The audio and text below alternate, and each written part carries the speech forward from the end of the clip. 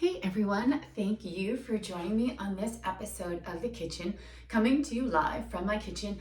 And this week I want to discuss kind of the holidays and how to manage that as they're fast approaching. And some of the things that I hear from a lot of clients are that just everywhere you go during the holiday season, you're at home, somebody in your family has brought home some kind of holiday something like food related, and then you go into the office and there's some kind of holiday related whatever.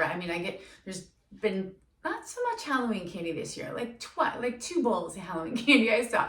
But there's always bring it into the office because people don't want it in their homes, and then you're walking by it. So you're getting surrounded at home and at the office, and there's lots of stuff, and it's high sugar, high carb food, which there's nothing terribly wrong with high carb and high sugar foods if you're going to be active or going out for a workout or something like that.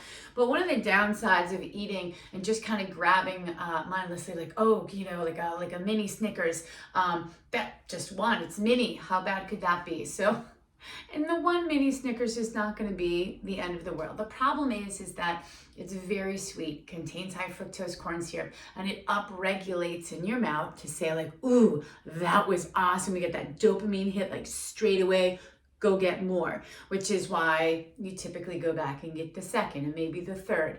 So when we do have these high sugar foods or high glycemic index, and I used to use the word glycemic index. I have a friend, I hope he sees this video. We worked together for years, one of my athletes, and everything I teach with my athletes is based on the glycemic index. When do you eat low glycemic index foods? When do you eat high based on your training? And I don't know, about 4 years in, I'm talking about something. He goes, listen, I gotta stop you. When you say glycemic index, I don't know what you're talking about. I'm like, what?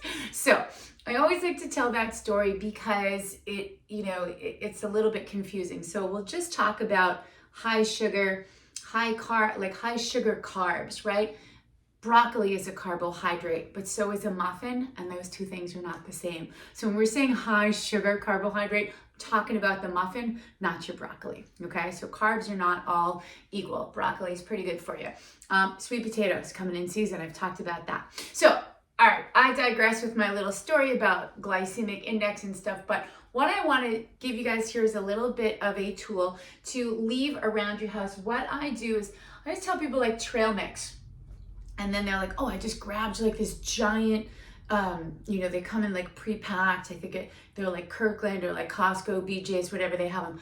I don't love those because they typically are going to use some kind of like knockoff M&M or chocolate in that trail mix. It's not super awesome.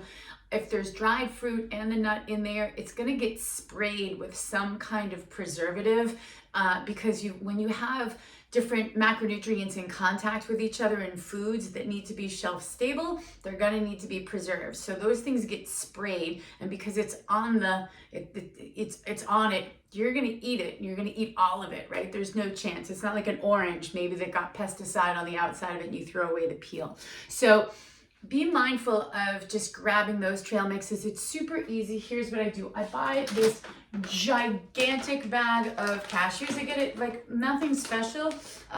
These are just regular roasted and salted. I have no problem with roasted, no problem with salted, unless you have a condition that needs you to reduce sodium. Maybe you do. I think salted is a totally fine thing to eat. Then I go over to the baking aisle and I get walnuts because I got chopped walnuts. So when they give you like the pretty walnuts that are the halves, they charge you a little bit more. But if you go to like the chopped walnuts or like just the pieces, they'll be a little bit less, so you can get a bigger package and save a few dollars on that. And then I probably get either this week we got raisins, but I also get craisins. As long as they're not, again, sprayed with any preservative. Sometimes I got to do it. And let's do it here. Is there anything sprayed here? No, this just says raisins. So well done, Sunmaid. So I will literally take whatever, and sometimes I might do, chocolate chips if I feel like I want to do that. I might also add almonds or another type of nut. I will empty all the contents into a bowl, and then I'll use a 1/3 scoop, and I'll just scoop it out and pre-portion it. So I have my trail mix. It can be grab and go. You can scoop it right into like mini sandwich bags, mini snack bags if you want. You can leave those in the counter. So instead of being like, oh, what should I grab? And you're grabbing like chips or whatever else you might have in there, you have at least the opportunity to grab something that's a little bit healthier. It's got some good essential fatty acids, a little bit of protein, mostly essential fatty acids in there. And depending on what you choose for your dry food, maybe some electrolytes and a little bit of natural sugars. So natural sugars with the fiber in there is always going to be a little bit better than those than the sugars you get in your mini Snickers. So, all right. So prep your kitchen well and get some trail mixes out there and try some others. If you come up with some other things that you want to leave around, please share the wealth. We all like to know what you are doing to keep yourself healthy this holiday season.